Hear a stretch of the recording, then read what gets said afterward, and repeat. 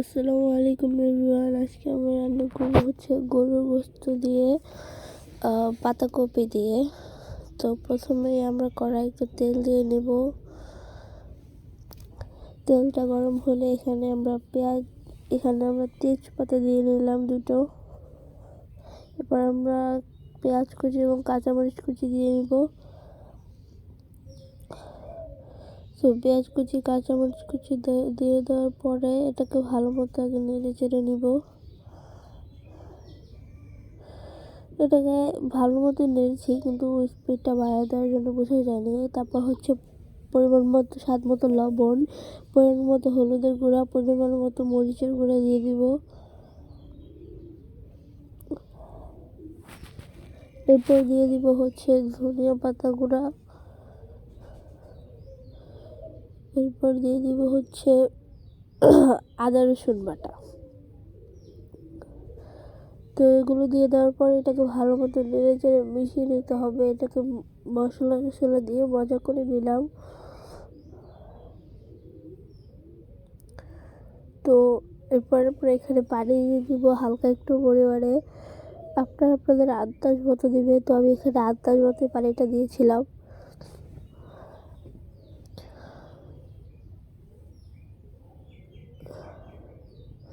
তো এরপর এটাকে ভালো মতো জাল করে এভাবে কষিয়ে নেব, এভাবে রেখে রেখে।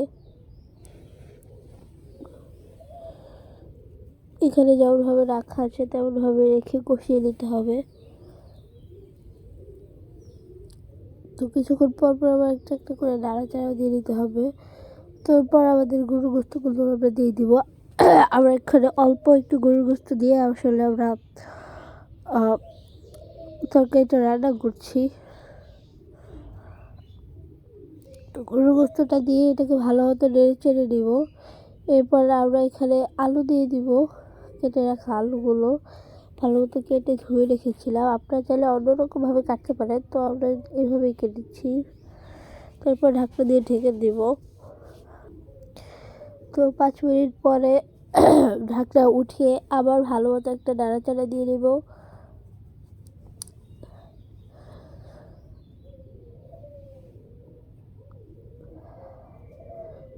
এটাকে কিন্তু আস্তে আস্তে সুন্দর করে নাড়াচাড়া দিতে হবে। এরপর আমরা আমাদের কেটে রাখা কুচি কুচি করে কেটে রাখা পাতাকপিগুলো দিয়ে দিব। পাতাকপিগুলো কিন্তু এভাবেই কাটতে হবে। তো এটা দেওয়ার পর কোনো নাড়াচাড়া দেওয়া যাবে না।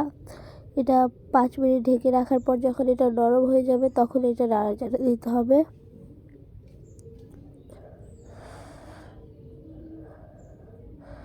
নাড়াচাড়া দিয়ে ভালো মতো পাতাকপিগুলোকে আগে যে মশলা এবং গরুর গোশত ছিল সেগুলোর সাথে মিশিয়ে নিতে হবে। তো এইভাবে বেশ কিছুক্ষণ নাড়াচাড়া করতে হবে।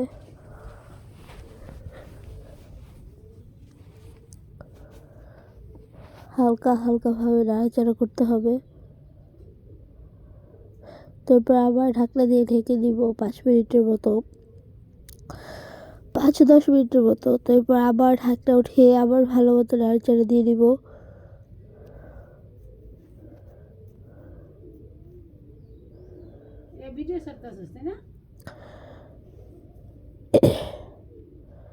ভালো মতো নাড়াচাড়া দিয়ে নিতে হবে।